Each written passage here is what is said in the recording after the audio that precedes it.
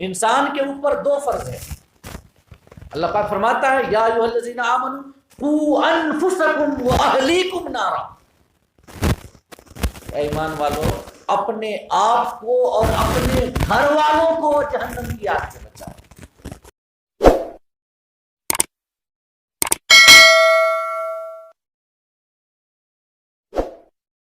اور جو شخص گمراہی کو اپنائے تو اس کا وبال بھی اسی کے سر ہوگا۔ یہاں تک میں آپ کے سامنے گفتگو کر چکا ہوں۔ اب اس کے بعد اللہ پاک اسی آیت کریمہ میں ارشاد فرماتا ہے وَلَا تَزِرُ وَازِرَةٌ وِزْرَ أُخْرَىٰ، کہ کوئی بوجھ اٹھانے والی جان کسی دوسرے کا بوجھ نہیں اٹھائے گی۔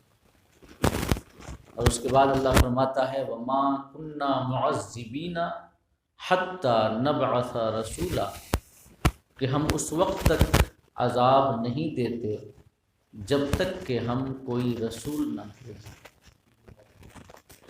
یہاں پر یہ آیت کریمہ مکمل ہے۔ تو اس آیت کریمہ کے پہلے حصے کے تعلق سے میں آپ کے سامنے گفتگو کر چکا ہوں۔ آج وَلَا تَزِرُ وَازِرَةٌ وِزْرَ أُخْرَىٰ کے حوالے سے کچھ باتیں عرض کرنا چاہوں گا۔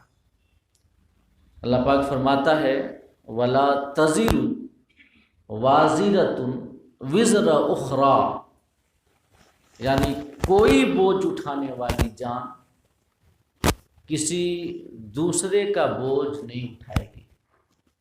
یعنی ایک شخص کا گناہ دوسرے شخص کے سر لاد دیا جائے، دوسرے کا گناہ پہلے شخص کے سر لاد دیا جائے،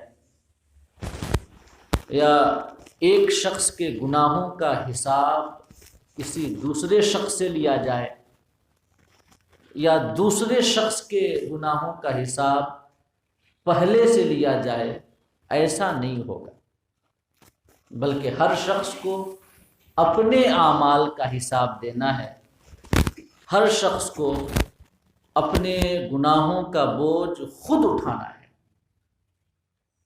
اللہ پاک فرماتا ہے وَلَا تَزِرُ وَازِرَةٌ وِزْرَ أُخْرَىٰ، کوئی بوجھ اٹھانے والی جان دوسرے کا بوجھ نہیں اٹھائے گی۔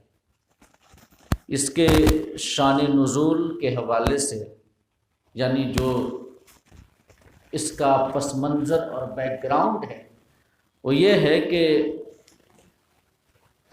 حضرت عبداللہ ابن عباس رضی اللہ تعالی عنہ روایت کرتے ہیں۔ حضرت عبداللہ ابن عباس رضی اللہ تعالی عنہما یہ روایت کرتے ہیں کہ یہ آیت کریمہ ولید ابن مغیرہ کے حق میں نازل ہوئی۔ ایک کافر تھا اور کافی اثر رکھتا تھا، روب داب والی شخصیت تھی اس کی۔ تو اس نے ایک بار یہ کہا اپنی قوم کے لوگوں سے، ولید ابن مغیرہ نے یہ کہا کہ اکفروا بمحمد وعلی اوزارکم۔ ولید ابن مغیرہ نے اپنی قوم کے لوگوں سے کہا کہ سنو، تم لوگ محمد کا انکار کرو صلی اللہ علیہ وسلم، جس دعوت کی جانب یہ بلا رہے ہیں، جس مذہب کی جانب یہ تمہیں بلا رہے ہیں، اسے نہ اپناؤ، اس کا انکار کرو۔ اور اگر یہ گناہ ہے اسلام کا انکار کرنا، محمد کی دعوت کا انکار کرنا، اگر یہ گناہ ہے تو تمہارے گناہوں کا جو وبال ہوگا یہ میرے سر ہوگا۔ اس نے یہ کہا یہ کرو، اسلام کا انکار کرو، محمد کی دعوت کا انکار کرو، اور وبال میرے سر ہوگا، جو بھی بھگتنا ہوگا میں بھگتوں گا، ذمہ داری میری ہے۔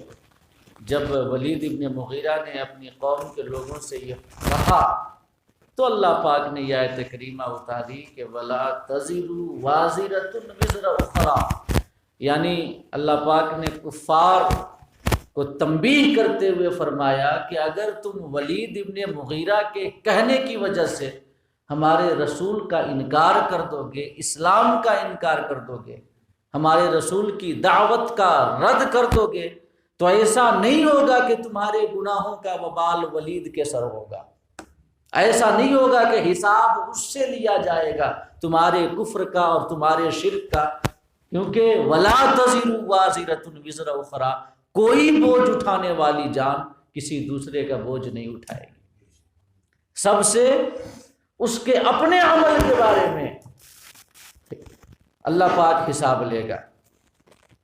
اللہ رب العزت یہ فرماتا ہے کہ کسی کے کہنے کی وجہ سے، کسی کی اتباع کی وجہ سے یا کسی کی پیروی کی وجہ سے اگر ولید ابن مغیرہ تم سے کہہ رہا ہے کہ تم کفر کرو، اسلام کا، محمد کا انکار کرو، تو ایسا نہیں ہے کہ وبال اس کے سر ہوگا، بلکہ کل قیامت کے روز ہم تمہارے اعمال کا حساب تم سے لیں گے، ولید کے اعمال کا حساب اس سے لیں گے۔ یہ نہیں ہے کہ ایک کے عمل کا حساب کسی دوسرے شخص سے لیا جائے، ہر شخص اپنے اعمال کے ساتھ جائے گا، اور اسی وجہ سے یہ عقل کا بھی تقاضا ہے کہ کسی برائی میں دوسرے کی پیروی نہ کی جائے۔ اگر کوئی برا کر رہا ہے، اگر کوئی گناہ کر رہا ہے، تو ہم صرف اس وجہ سے اس برائی یا اس گناہ کو نہ کریں کہ سامنے والا کر رہا ہے، کہ ہم اس کے ماننے والے ہیں، اس کی عقیدت ہے ہمارے دل میں، اس کی محبت ہے ہمارے دل میں، تو وہ اگر وہی راہ پہ چل رہا ہے تو ہم بھی نہ چلیں، کیونکہ اس کا عمل اس کے ساتھ ہوگا اور ہمارا عمل ہمارے ساتھ ہوگا۔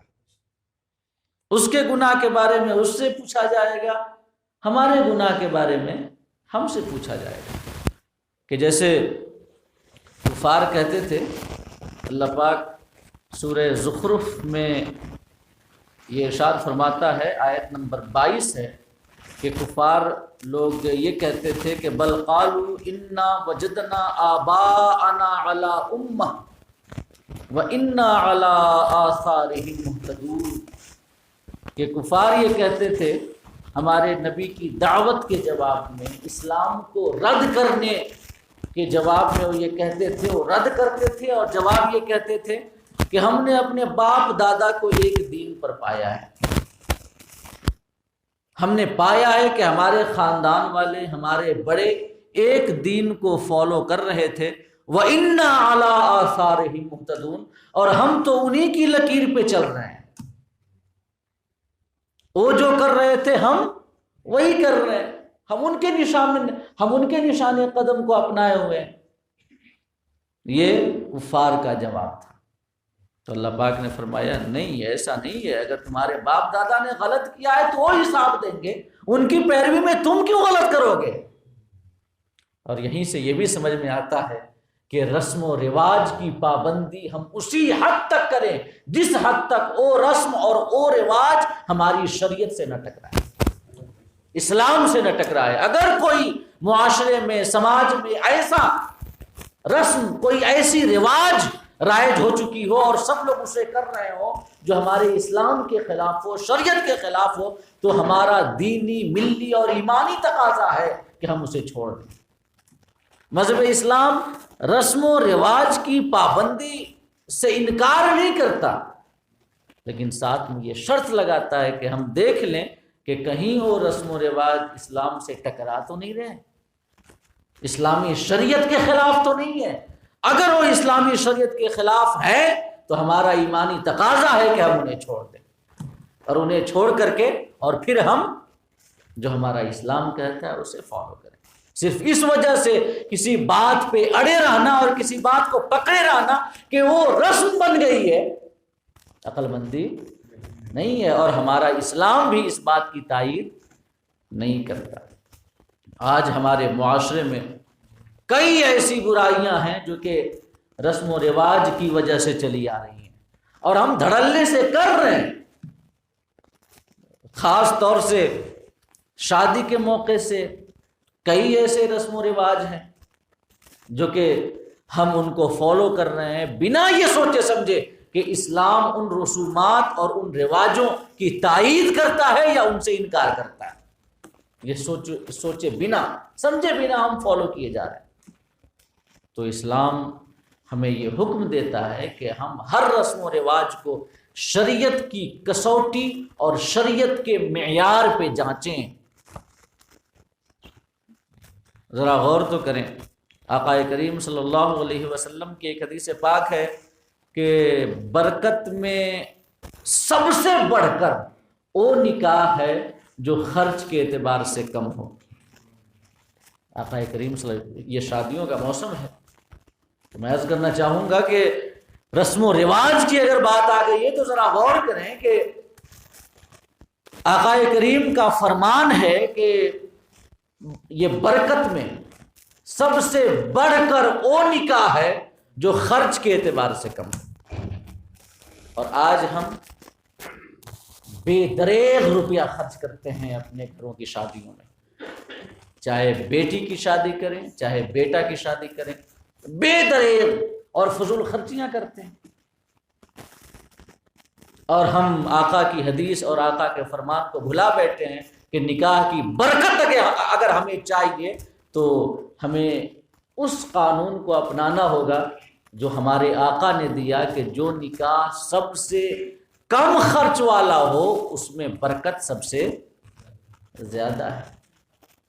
آج تو حال یہ ہے کہ اگر پیسہ نہ ہو تو قرض لے کر کے اور پھر ہم شادیوں میں خرچ کرتے ہیں.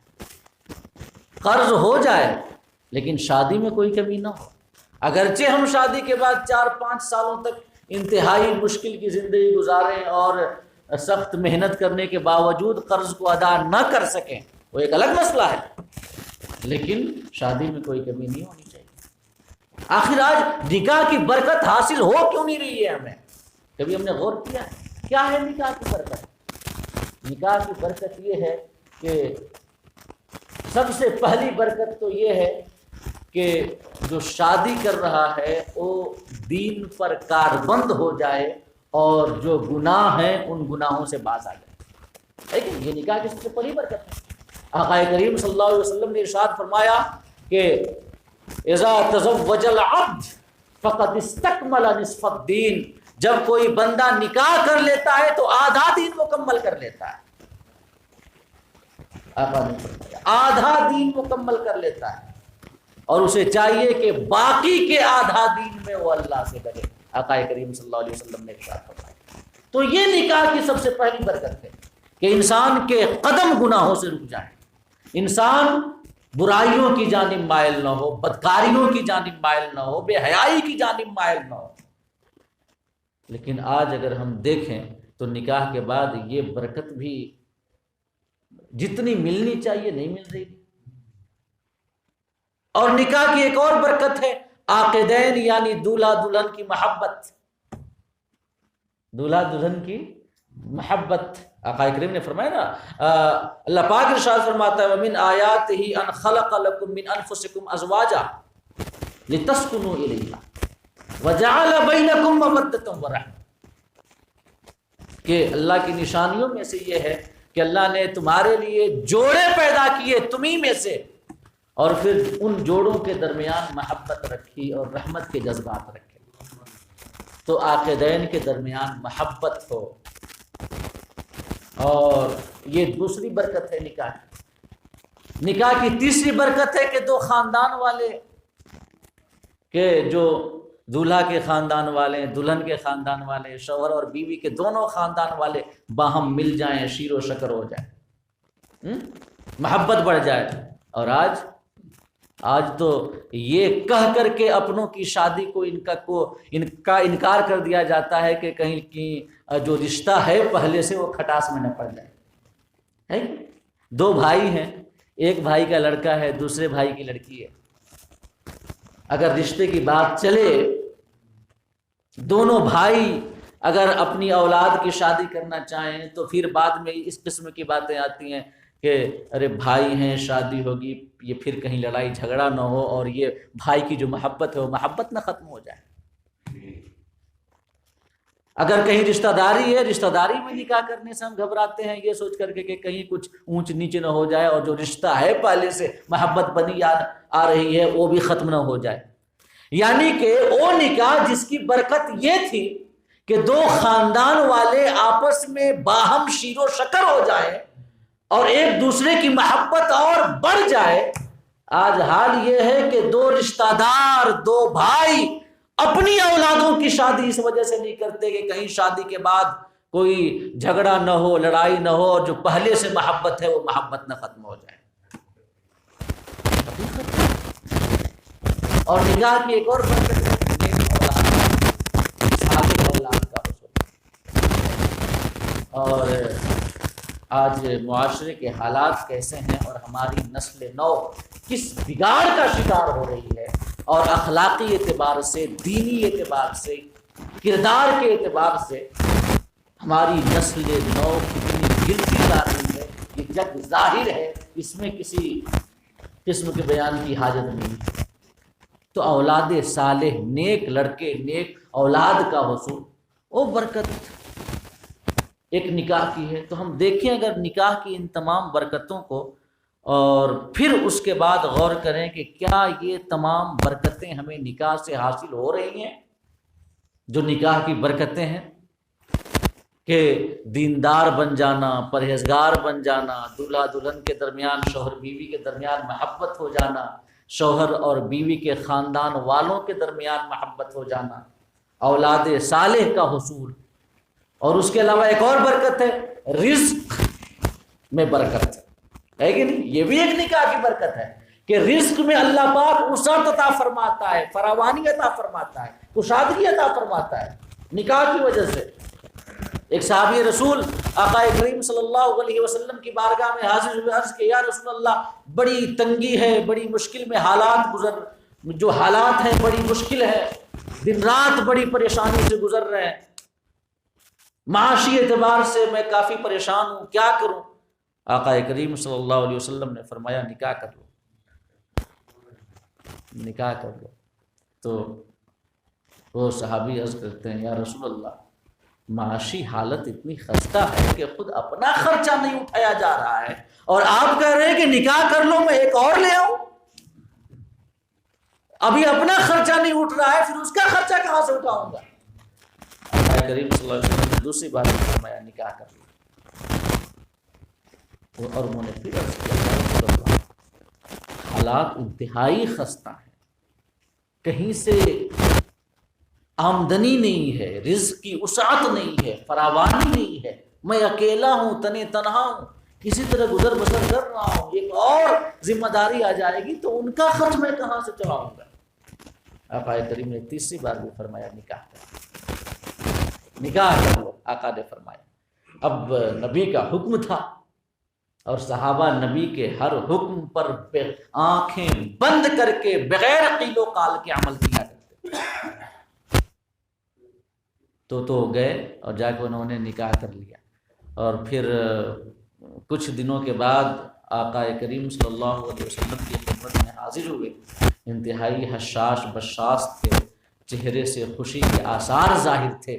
آقا کریم صلی اللہ علیہ وسلم نے دیکھا تو پوچھا کہ لگتا ہے تم نے ہمارے مشورے پہ عمل کر لیا ہے؟ تو انہوں نے عرض کیا ہاں یا رسول اللہ میں نے نکاح کر لیا ہے، اور پھر اس کے بعد رزق میں اتنی وسعت آ گئی ہے، فراوانی آ گئی ہے، اتنی برکت ہے کہ میں خود حیران ہوں، میں خود حیران ہوں۔ تو یہ بھی رزق میں کشادگی، یہ بھی نکاح کی ایک برکت ہے۔ اور آج جب تک لڑکا پاؤں پہ کھڑا نہ ہو جائے نکاح کرنے سے ڈرتے ہیں، ہے کہ نہیں؟ نکاح کرنے سے ڈرتے ہیں، شادی کرنے سے ڈرتے ہیں، کچھ کماتے نہیں ہیں، کیا کھائے گا کیا کھلائے گا؟ لڑکی والے اگر کوئی لڑکا بڑا ہونہار ہو، ٹیلنٹڈ ہو، سب کچھ ہو، دیندار بھی ہو، لیکن وہ کماتا نہ ہو، کسی روزگار سے نہ لگا ہو، رشتے نہیں ملتے، رشتے نہیں ملتے۔ تو رزق میں برکت یہ نکاح کی برکت ہے، اور آج اسی رزق کی وجہ سے لوگ نکاح سے دور بھاگ رہے ہیں کہ آمدنی نہیں ہے، کہاں سے خرچہ چلے گا۔ تو یہ برکتیں دیکھ لیں، کیوں نہیں مل رہی ہیں یہ برکتیں ہمیں نکاح سے؟ وجہ یہ ہے کہ ہم نے ان رسموں اور ان رواجوں کو اپنایا ہوا ہے جو ہمارے اسلام سے متصادم ہیں، جو ہمارے اسلام کے خلاف ہے۔ آقا کریم صلی اللہ علیہ وسلم کی حدیث پاک ہم اپنے ذہن میں رکھیں، سامنے رکھیں۔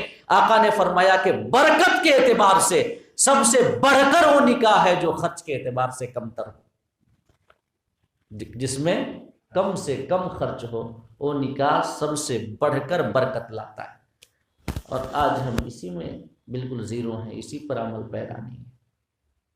تو ہمیں چاہیے کہ ہم نکاح کو آسان بنائیں، نکاح کو سستا بنائیں۔ ابھی سوشل میڈیا پہ ایک پوسٹ میں نے دیکھی، کوئی غالباً ودھائک ہے جس نے اپنی بیٹی کی شادی اتنی سادگی کے ساتھ کی ہے، اور مسلمان ہے، مسلمان اتنی سادگی کے ساتھ اس نے شادی کی کہ واقعتاً اگر وہی طریقہ رائج ہو جائے تو یقین جانے کتنی پریشانیاں دور ہو جائیں گی۔ ذرا غور تو کریں کچھ نکاح کے رسم و رواج پہ۔ سب سے پہلا ہے جو تصور ہے، جو کہ بالکل راسخ ہو چکا ہے، جس کے بنا ہم نکاح کا تصور بھی نہیں کر سکتے، وہ ہے بارات، ہے نا؟ ہم یہ سمجھتے ہیں نا کہ بارات کے بنا نکاح کیسے؟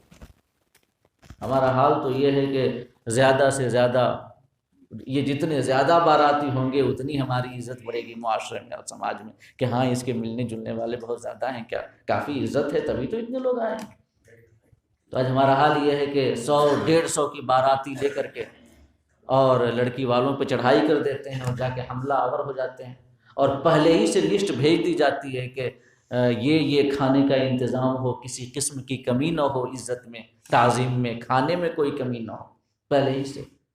میں عرض کرنا چاہوں گا ہمارے اسلام میں بارات کا کوئی تصور ہی نہیں، بارات کا کوئی تصور نہیں ہے۔ ذرا غور تو کریں، ایک شخص جس نے اپنی بیٹی کی بچپنے سے لے کے جوانی تک پرورش کی، اس کے جگر کا ٹکڑا ہے وہ، اور وہ دے رہا ہے، اور پھر اس کے بعد جا کے اسی کے گھر باراتیوں کی ایک فوج لے کر کے حملہ کر دیا جائے۔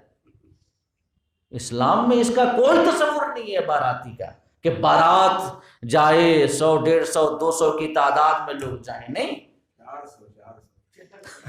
مطلب جی زیادہ سے زیادہ کہنے کا مطلب ہے جتنی زیادہ ہو سکے۔ آج حال یہ ہے، مذہب اسلام نے ولیمہ کا تصور دیا ہے۔ ولیمہ کچھ علماء نے کہا واجب ہے، کچھ علماء نے کہا سنت مؤکدہ ہے، کچھ علماء نے کہا سنت ہے۔ تو اسلام نے ولیمہ کا تصور دیا ہے، بھائی دلہن تمہارے گھر آئے گی، لڑکی تم اپنے گھر میں لے کر کے آؤ گے، تمہارے گھر کی رونق بڑھے گی، تمہارے گھر کا حسن بڑھے گا، تمہارا گھر آباد ہوگا، اور خرچ لڑکی والا کرے، ایسا کہ تم کھلاؤ، ہے کہ نہیں؟ تمہارے لیے یہ خوشی کا مقام ہے، بہت زیادہ ہے تو لڑکی والوں کے لیے بھی خوشی کا مقام، لیکن زیادہ خوشی لڑکے والوں کو کہ یہ بہو لائیں گے اپنے گھر میں۔ اسلام نے ولیمہ کا تصور، بارات کا تصور نہیں دیا۔ اور ایک اور رواج دہیز کا، یہ ایک ایسی رسم ہے جس کے بنا بھی آج ہم نکاح کا تصور نہیں کر سکتے، اور اس کی وکالت کرتے ہیں تو کہتے ہیں کہ نبی کریم صلی اللہ علیہ وسلم نے دہیز دیا ہے۔ حضرت علی رضی اللہ تعالیٰ عنہ سے جب حضرت فاطمہ کی شادی ہوئی تو کچھ چٹائیاں وغیرہ اور کچھ یہ گھریلو سامان دیے تھے آقا کریم صلی اللہ علیہ وسلم نے۔ ایک چکی تھی آٹا پیسنے کے لیے، چٹائی تھی، اور کچھ سامان تھے آقا نے دیے تھے۔ تو کہتے ہیں نبی نے دیا ہے تو کیا دقت ہے؟ تو سب سے پہلی بات تو میں یہ کہتا ہوں کہ نبی نے کار دی تھی، نبی نے سونا دیا تھا، نبی نے چاندی دیا تھا، نبی نے دیا تھا۔ سب سے پہلی بات تو یہی ہے، اگر ان سے دلیل پکڑ ہے تو نبی نے چٹائی دی تھی، چکی دی تھی، کچھ اور گھریلو سامان دیے تھے، تم بھی دو نا وہی سامان۔ نبی نے کار تو نہیں دی تھی، سونا چاندی کے زیورات تو نہیں دیے تھے. یہ پہلی بات. اور دوسری بات یہ ہے کہ یہی غلط ہے کہ نبی نے اپنے پیسے سے دیا تھا یا اپنے مال میں سے دیا تھا، نہیں، بلکہ حضرت علی رضی اللہ تعالی عنہ کے مال سے خریدا گیا تھا وہ سارا سامان جو حضرت فاطمہ کو دیا گیا. حضرت علی رضی اللہ تعالی عنہ، حضرت علی سے آقا کریم صلی اللہ علیہ وسلم نے پوچھا کہ علی تمہارے پاس کچھ ہے؟ کہا یا رسول اللہ کچھ بھی نہیں میرے پاس، لیکن ہاں ایک زیرہ ہے.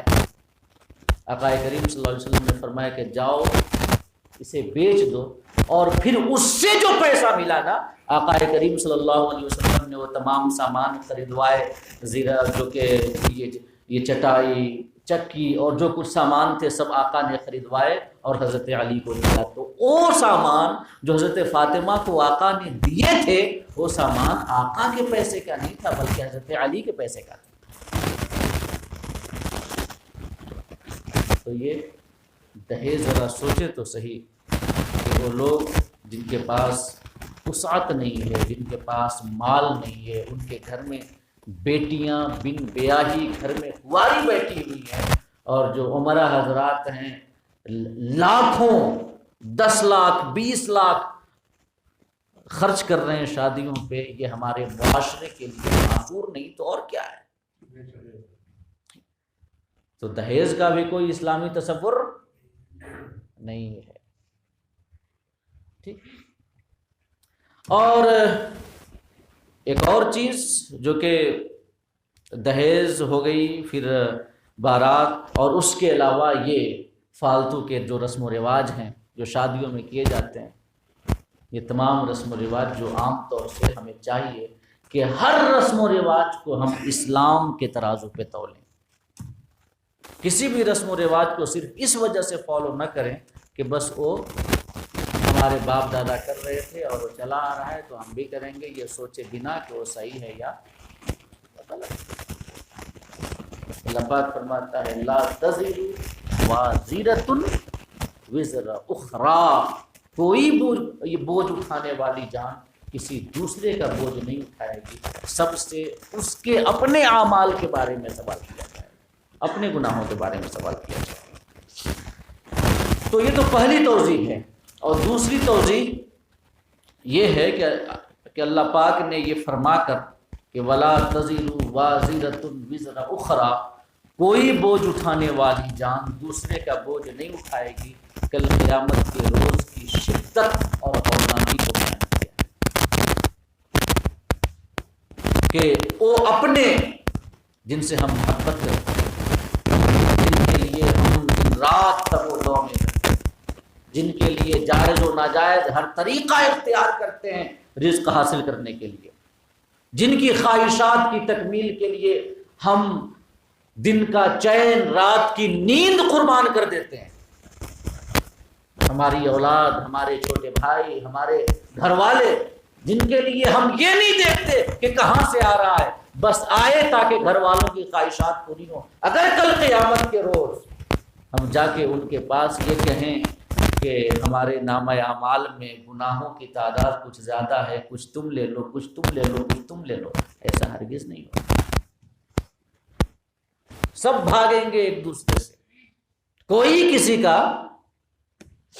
پرسان حال نہیں ہوگا. روایتوں میں آتا ہے ایک شخص کا حساب و کتاب ہوگا اور ایک نیکی کی کمی ہوگی، صرف ایک نیکی کی کمی ہوگی. سنیے گا، ایک نیکی کی کمی ہوگی، اور اس ایک نیکی کی کمی کی وجہ سے اس کے لیے فیصلہ کیا جائے گا کہ تم جہنم میں جاؤ، صرف ایک نیکی کی وجہ سے. اس کے بعد اللہ پاک اس سے فرمائے گا جاؤ، محشر کا میدان سامنے ہے، سارے لوگ سامنے ہیں، جاؤ، کوئی اگر تمہیں ایک نیکی دے دے لے کر آ جاؤ، فیصلہ بدل جائے گا. کسی سے ایک نیکی مانگ کر کے لے کے آ جاؤ. وہ شخص اپنے والد کے پاس جائے گا اور ہاتھ جوڑ کے عرض کرے گا ابا حضور، آپ کے دل میں یقیناً ہمارے لیے بڑی محبت ہے، اور باپ کا دل باپ کے دل سے بڑا شفیق اور کون دل ہو سکتا ہے اس کی اولاد کے حق میں؟ ابا حضور صرف ایک نیکی کی کمی ہے، ایک نیکی کی وجہ سے ہمیں جہنم میں جانے کا فرمان سنایا جا رہا ہے، ایک نیکی دے دیں۔ باپ کہے گا کہ ابھی تو خود ہمارا فیصلہ نہیں ہوا ہے، پتہ نہیں ہمارا کیا ہوگا، میں تمہیں ایک نیکی نہیں دے سکتا۔ اس کے بعد وہ اپنی والدہ کے پاس جائے گا، اپنی والدہ سے بھی عرض کرے گا، امی جان جب بچپنے میں اگر مجھے کوئی تکلیف ہوتی تھی تو اس کا درد آپ کو محسوس ہوتا تھا، ہماری طبیعت خراب ہو جائے رات بھر اپنی نیند آپ قربان کرتی تھی، جاگ کر پوری رات بیٹھی رہتی تھی۔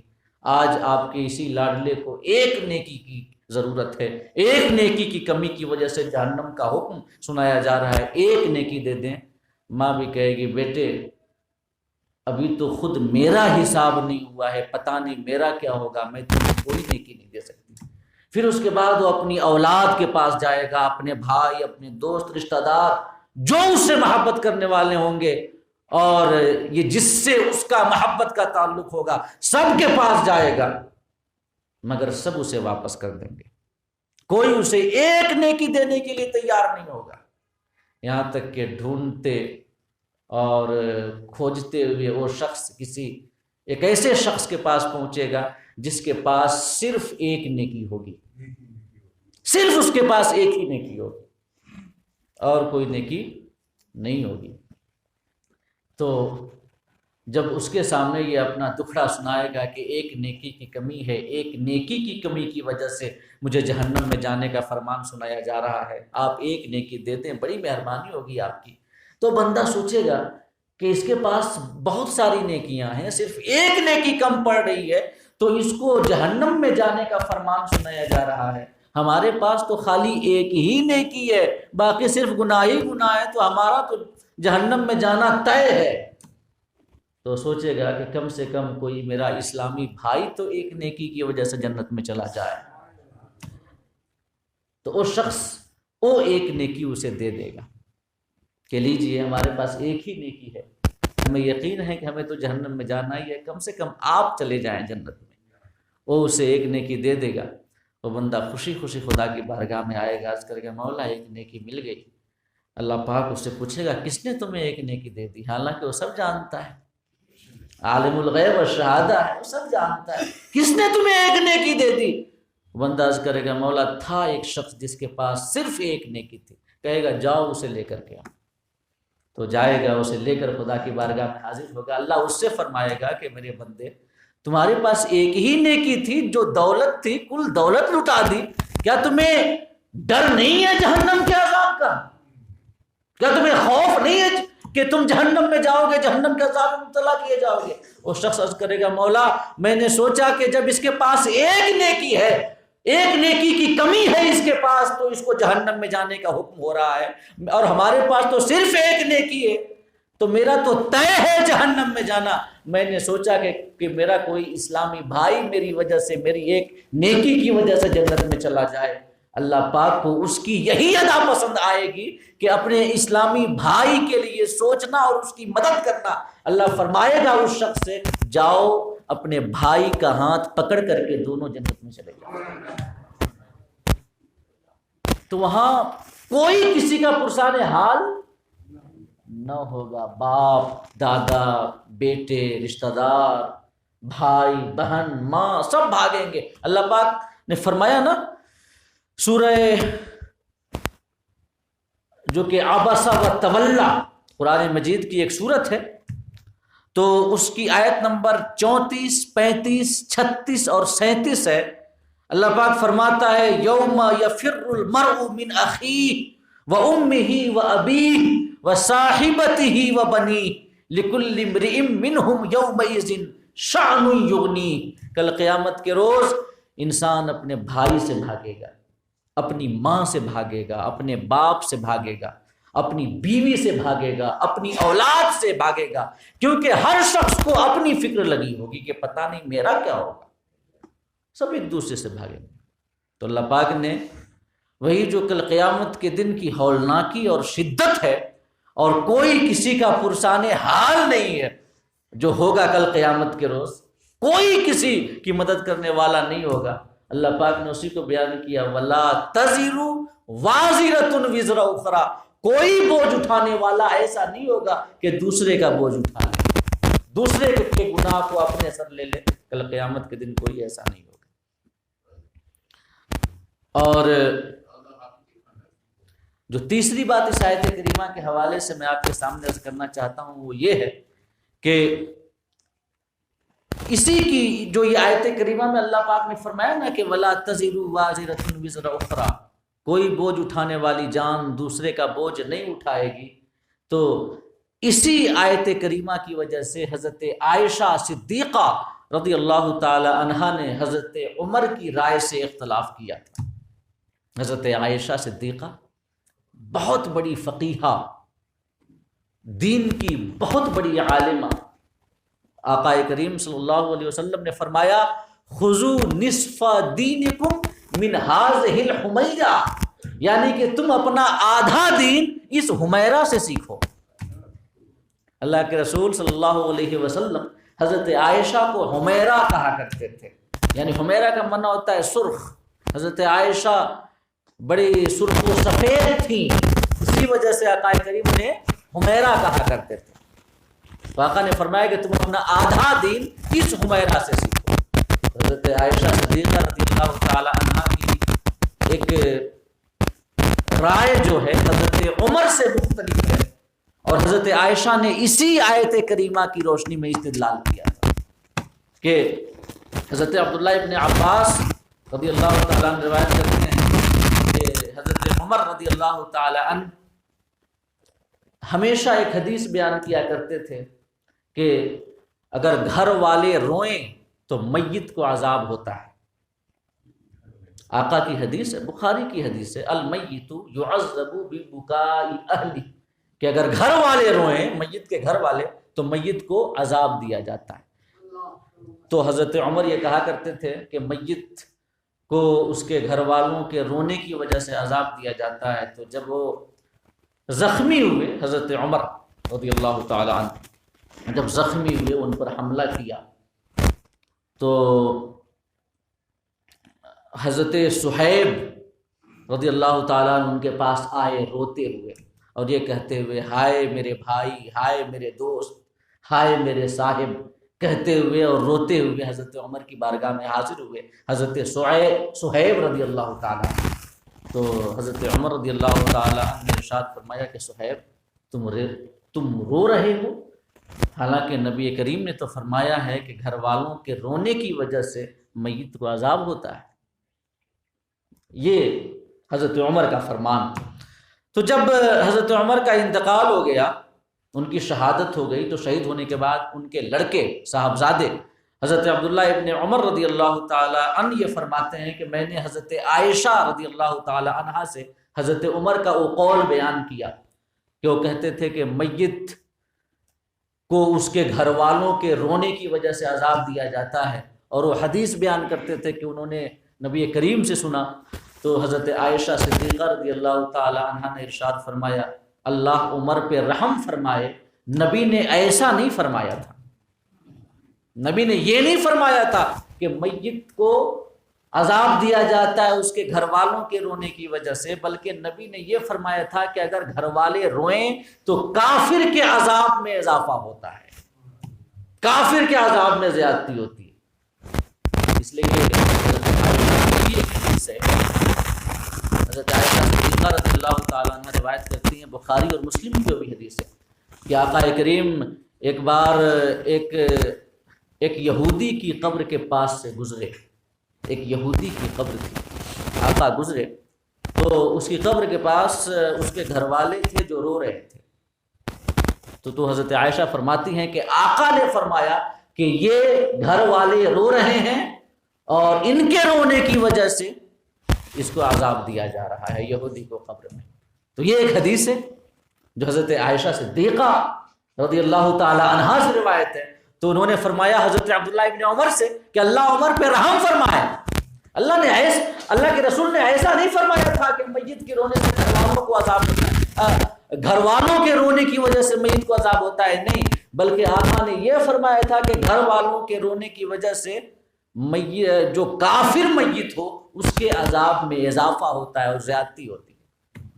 اور پھر اس کے بعد حضرت عائشہ صدیقہ نے اسی آیت کریمہ سے استدلال کیا کہ تمہارے لیے اللہ کا یہ فرمان کافی ہے کہ وَلَا تَزِرُ وَازِرَةٌ وِزْرَ أُخْرَى، کوئی بوجھ اٹھانے والا دوسرے کا بوجھ نہیں اٹھائے گا۔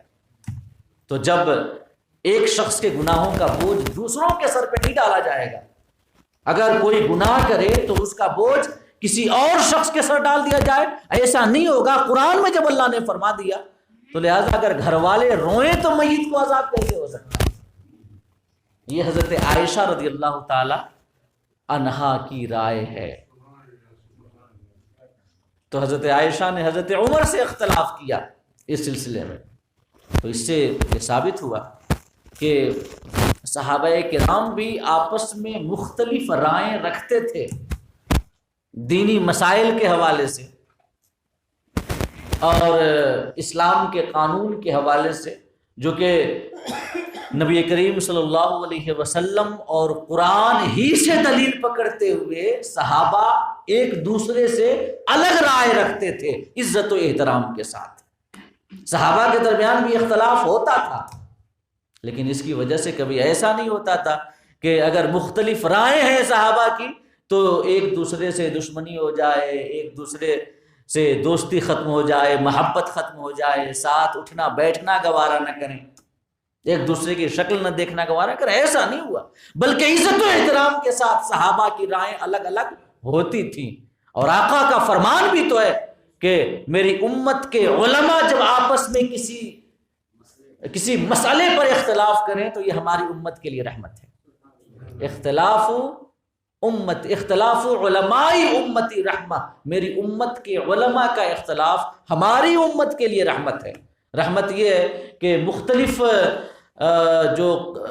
جو قوانین ہوں گے، مختلف باتیں امت کے سامنے آئیں گی، اور پھر ہماری امت جسے آسان جانے گی اس پر عمل کرے گی۔ آقا نے فرمایا رحمت ہے۔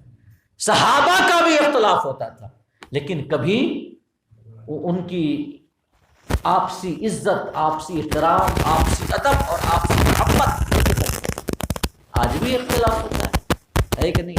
لیکن آج اختلاف کی وجہ سے ہوتا کیا ہے کہ جب رائیں مختلف ہوں تو ذاتیات پہ لوگ اتر آتے ہیں، ایک دوسرے کی ذاتیات پہ حملہ، پرسنل اٹیک کرنا شروع کر دیتے ہیں۔ اور جو ہر انسان میں کمیاں ہوتی ہیں، کوئی انسان کمیوں سے پاک تو ہے نہیں، کمیوں کو اچھالنا شروع کر دیتے ہیں، عیوب کو اچھالنا شروع کر دیتے ہیں، عزت و احترام کی دھجیاں بھی کرنا شروع کر دیتے ہیں، اپنے اپنے ماننے والوں کا ایک جتھا بنا لیتے ہیں، اور پھر ان کے جو ماننے والے ہیں وہ آپس میں بھیڑ جاتے ہیں ایک دوسرے سے۔ آج کا یہ دور یاد کرنا چاہوں گا کہ یہ یاد رکھیں، علماء کے اختلاف میں کبھی نہ پڑیں۔ پہلی بات تو یہ ہے، علماء کا اگر اختلاف ہو رہا ہے کسی مسئلے پہ، کوئی کچھ کہہ رہا ہے، کوئی کچھ کہہ رہا ہے، جس پر آپ کا دل جمے اس پہ عمل کر لیں، لیکن اس اختلاف میں پڑھ کر کے کبھی کسی کی شان میں نازیبہ الفاظ اپنی زبان سے نہ نکالیں۔ سب کا ادب کریں، سب کا احترام کریں، سب کی عزت ہمارے دلوں میں ہو۔ ایسا نہ ہو کہ ہم جس عالم سے محبت کرتے ہیں تو ہمارے عالم کی ایک رائے ہے اور پھر دوسرے کی الگ رائے ہے تو ہم دوسرے عالم کے اوپر چھیٹا کشی کرنا شروع کر دیں، جو آج کل ہو رہا ہے۔ جو اختلافات ہیں بالکل سامنے ہیں آج۔ ہمیں چاہیے کہ سب کی رائوں کا احترام کرتے ہوئے اور تمام شخصیتوں کا احترام کرتے ہوئے جس پر دل جمے اس پہ عمل کرے، لیکن کسی کی شان میں کبھی نازیبہ لفظ استعمال نہ کرے۔ یہ اللہ اور اس کے رسول کی ناراضگی کا باعث ہو سکتا ہے۔ اللہ ناراض ہو سکتا ہے، اس کے رسول ناراض ہو سکتے ہیں، اس لیے کہ علم و تحقیق کا میدان کھلا ہوا ہے۔ قرآن و حدیث ہمارے سامنے موجود ہیں، سب علماء غور کرتے ہیں تو جیسے سمندر میں مختلف غوطہ خور غوطہ لگاتے ہیں اور کوئی کچھ لے کر آتا ہے، کوئی کچھ لے کر کے آتا ہے، ویسے ہی یہ علماء ہیں، سب کے سب قرآن و حدیث کے سمندر میں غوطہ لگاتے ہیں اور کوئی کچھ لے کر کے آتے ہیں، کوئی کچھ لے کر کے آتے ہیں، لہذا سب کی رائےوں کا احترام کریں۔ ایسا ہرگز نہ ہو کہ اگر ہمارا پیر کوئی ہے تو اس کی محبت ہے، ہمارا پیر کچھ کہہ رہا ہے اور ہمارے پیر کے خلاف اگر کسی کی رائے ہے تو ہم کبھی بھی اس کے اوپر چھینٹا کشی نہ کریں۔ اس حوالے سے حضرت محی الدین ابن عربی جو اپنے زمانے کے بہت بڑے عالم گزرے ہیں، بہت بڑے صوفی گزرے ہیں، بہت بڑے فلسفی گزرے ہیں، جن کا لقب شیخ اکبر ہے، شیخ محی الدین ابن العربی علیہ رحمۃ و رضوان کا ایک قول سن لیں کہ ان کا ایک واقعہ ہے۔ وہ کہتے ہیں کہ میں ایک شخص سے نفرت کرتا اور وہ عالم دین تھے اور یہ میرے دل میں ان کے خلاف بغض تھا اور نفرت تھی۔ وجہ کیا تھی؟ وجہ یہ تھی کہ محی الدین ابن العربی کے جو پیر تھے تو وہ عالم اس پیر سے اختلاف رکھتے تھے، کسی مسئلے میں، کسی معاملے میں اختلاف رکھتے تھے۔ تو حضرت محی الدین ابن العربی علیہ رحمۃ و رضوان اس عالم کے لیے اپنے دل میں بغض اور نفرت رکھتے تھے جو ان کے پیر کے خلاف تھے کسی مسئلے میں۔ تو یہ فرماتے ہیں کہ میں نے ایک روز خواب میں آقا کریم صلی اللہ علیہ وسلم کو دیکھا، آقا کو دیکھا خواب میں۔ آقا نے پوچھا کہ ابن العربی بتاؤ فلاں عالم سے کیوں نفرت ہے اور فلاں عالم کا بغض تمہارے دل میں کیوں ہے؟ تو یا رسول اللہ وہ ہمارے پیر سے الگ رائے رکھتے ہیں، ہمارے شیخ جو ہیں ان کی رائے کچھ اور ہے کسی مسئلے میں اور ان کی رائے کچھ اور ہے، لہٰذا میرے دل میں ان سے بغض ہے اور نفرت ہے۔ تو آقا کریم صلی اللہ علیہ وسلم نے جواب دیا کہ ابن العربی، اسلام تمہارے پیر کو ماننے کا نام ہے یا میرے ماننے کا نام ہے؟ مسلمان کون ہے جو تیرے پیر کو مانے یا مجھ کو مانے؟ کون مسلمان؟ کہا کہ یا رسول اللہ جو آپ کو مانے وہ مسلمان ہے۔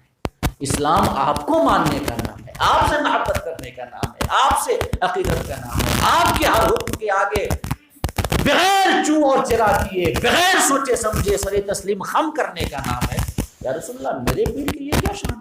ہرگز ایسی شان نہیں ہے، اور میرے پیر کی کیا کسی کی شان ایسی نہیں ہو سکتی۔ آپ کو ماننے کا نام ہے اللہ کے رسول۔ تو آقا نے پھر پوچھا کہ وہ مجھ کو مانتا ہے یا نہیں مانتا ہے؟ تمہارے پیر سے اختلاف کرتا ہے ٹھیک ہے، لیکن وہ مجھ کو مانتا ہے کہ نہیں مانتا ہے؟ تو انہوں نے جواب دیا ہاں یا رسول اللہ وہ تو آپ کو مانتے ہیں۔ تو کہا پھر تم کیوں نفرت کرتے ہیں؟ کیوں تمہارے دل میں بغض ہے؟ وہ مجھ کو مانتا ہے نا، اسلام مجھ کو ماننے کا نام ہے، تیرے پیر کے ماننے کا نام نہیں ہے۔ تو ذرا پیروں کے نام پہ جو جھگڑے ہوتے ہیں نا، ہمیں چاہیے کہ اپنے ذہن کو صاف کریں، ذہن کو صاف کریں، ٹھیک ہے؟ کبھی اپنے پیر کی وجہ سے کسی دوسرے شیخ، اپنے محبوب عالم کی وجہ سے کسی دوسرے عالم پہ تانا نہ ماریں، چھیٹا کشی نہ کریں، سب سے محبت کریں، کیونکہ یاد رکھیں کسی عالم سے بغض صرف اس وجہ سے کہ ان کی رائے الگ ہے ہمارے شیخ سے یا ہمارے محبوب عالم سے، اس وجہ سے اگر بغض رکھا جائے، نفرت رکھی جائے تو یہ اللہ اس کے رسول کی ناراضگی کا باعث ہو سکتا ہے۔ تو حضرت محی الدین ابن العربی کہتے ہیں کہ میں صبح اٹھا، میں اس عالم کے پاس گیا، جا کر کے میں نے ان سے معافی اور اپنا خواب سنایا کہ آقا آئے تھے، انہوں نے ایسا فرمایا۔ تو حضرت عائشہ صدیقہ رضی اللہ تعالی عنہا نے اختلاف کیا حضرت عمر سے۔ اب ظاہر حضرت عمر کا مرتبہ تو بہت بڑا ہے، یہ بہت بڑا ہے۔ حضرت ابو بکر کے بعد سب سے بڑے حضرت عمر ہیں، اور حضرت عائشہ صدیقہ رضی اللہ تعالی عنہ کا مرتبہ ان سے کم ہے۔ تو چھوٹا بڑے سے اختلاف کر سکتا ہے دلائل کی روشنی میں، یہ کوئی بے ادبی نہیں ہے، یا یہ نہیں ہے کہ محبت نہیں ہے دل میں، عقیدت نہیں ہے، عزت نہیں ہے، ایسا نہیں ہے۔ اب تو پھر اس حدیث کا کیا مطلب ہے؟ حضرت عائشہ نے فرما دیا کہ تمہارے لیے اللہ کا یہ قول کافی ہے کہ لا تزر وازرۃ وزر اخری، کوئی بوجھ اٹھانے والی جان دوسرے کا بوجھ نہیں اٹھائے گی۔ تو پھر اس حدیث کا مطلب کیا ہے؟ المیت یعذب ببکاء اہلہ، کہ میت کو اس کے گھر والوں کے رونے کی وجہ سے عذاب ہوتا ہے۔ تو اس حدیث کا کیا مطلب ہے؟ تو علماء نے جواب دیا کہ اس حدیث کا مطلب یہ ہے کہ اگر کوئی شخص، جیسے پہلے ایسا ہوتا تھا کہ جو لوگ تھے وصیت کرتے تھے کہ ہمارے بعد مجھ پر خوب آنسو بہانا، خوب رونا دھونا، خوب سینہ کوبی کرنا، لوگ وصیت کر کے جاتے تھے۔ ہاں جی تو چونکہ یہ معاملہ تھا کہ وصیت کرتے تھے لوگ، لوگوں کو بلایا جاتا تھا، عورتیں جمع ہوتی تھیں، وہ جا کر کے پھر کہتے روتی دھوتی تھی مرنے والے کے اوپر۔ تو آقا نے فرمایا کہ اگر کوئی ایسی وصیت کر کے جائے کہ اس کے اوپر رویا جائے، سینہ کوبی کی جائے، تو پھر ضرور اسے عذاب ہوگا، کیونکہ وہ بھی بھاگیدار ہے اس گناہ میں، وہ بھی بھاگیدار ہے کیونکہ اس نے وصیت کی ہے۔ ایک تو یہ توضیح کی علماء نے۔ دوسری توضیح یہ کی کہ اگر کہیں پہ رواج چلا آ رہا ہو کہ روتے دھوتے ہوں، رواج اور رسم چلی آ رہی ہو کہ اگر کوئی مر جائے تو عورتیں جمع ہو کر سینہ کوبی کریں، روئیں دھوئیں، یہ تمام رواج، اور کوئی شخص منع نہ کرے اور پھر اس کے بعد چلا جائے بغیر منع کیے ہوئے، تو اس کے اوپر منع نہ کرنے کی وجہ سے عذاب دیا جائے گا، کیونکہ من وجہ وہ بھی بھاگیدار ہے۔ اس لیے کہ انسان کے اوپر دو فرض ہیں۔ اللہ پاک فرماتا ہے یا ایھا الذین آمنوا قوا انفسکم واہلیکم نارا، اے ایمان والو اپنے آپ کو اور اپنے گھر والوں کو جہنم کی آگ سے بچاؤ، خود بھی بچو، اپنے آپ کو بھی بچاؤ جہنم کی آگ سے، اور اپنے گھر والوں کو بھی بچاؤ۔ تو اس کے اوپر ضروری تھا کہ وہ منع کر کے جاتا کہ جو رواج آ رہا ہے، جو رسم چلی آ رہی ہے رونے دھونے کی، وہ ہماری میت کو نہ کرنا۔ تو چونکہ اس نے منع نہیں کیا لہذا اسے عذاب ہوگا۔ اور حضرت عمر رضی اللہ تعالیٰ عنہ نے جو حضرت صہیب سے کہا تھا، وہ در حقیقت ایک منع تھی کہ صہیب کیوں روتے ہو، جبکہ آقا نے فرمایا ہے کہ میت کو اس کے گھر والوں کے رونے کی وجہ سے عذاب ہوتا ہے۔ حضرت عمر نے منع کر دیا تاکہ وہ بری ذمہ ہو جائیں، وہ بری ذمہ ہو جائیں۔ تو یہ تطبیق ہے، لا تزر وازرۃ وزر اخری، کوئی بوجھ اٹھانے والا کسی دوسرے کا بوجھ نہیں اٹھائے گا، اور میت کو اس کے گھر والوں کے رونے کی وجہ سے عذاب ہوتا ہے، یعنی اگر وہ وصیت کر کے جائے یا رسم چلی آ رہی ہو رونے کی اور وہ منع نہ کرے تو اس کو عذاب دیا جائے گا۔ اس لیے کہ حضرت عبداللہ ابن عمر رضی اللہ تعالیٰ عنہ سے مروی حدیث صحیح ہے، آقا نے فرمایا کلکم راع وکلکم مسئول عن رعیتہ، تم میں کا ہر شخص حاکم ہے اور جو اس کے انڈر میں رہتے ہیں ان کے بارے میں اس سے سوال کیا جائے گا۔ اور لمبی حدیث ہے، اس میں یہ بھی ہے مرد اپنے گھر کا حاکم ہے اور اس کے گھر کے بارے میں، گھر والے کے جو گھر میں لوگ رہتے ہیں ان کے بارے میں اس سے سوال کیا جائے گا کہ اس نے منع کیوں نہیں کیا۔ اگر اسی وجہ سے تو یہ ہے کہ اگر بیٹا غلطی کرے اور باپ منع نہ کرے تو بیٹے کو تو عذاب ہوگا ہی، اس کے باپ کو بھی عذاب ہوگا، کیونکہ اس نے منع کیوں نہیں کیا۔ تو یہ منع نہ کرنے کی وجہ سے اگر روئیں پیٹیں میت پہ تو میت کو عذاب دیا جاتا ہے۔ اور اس کے علاوہ بھی کچھ باتیں ہیں اس آیت کریمہ کی روشنی میں، لیکن وقت ہو چکا ہے، انشاءاللہ باقی کی گفتگو ہم اگلی نشست میں آپ کے سامنے عرض کریں گے۔ اللہ رب العزت ہم سب کو کہنے سے زیادہ اور سننے سے زیادہ عمل کرنے کی توفیق عطا فرمائے، اور زندگی کی آخری سانس تک ہمیں اہل سنت کے عقائد پر قائم و دائم رکھے۔ آمین۔ وآخر دعوانا ان الحمد للہ رب العالمین۔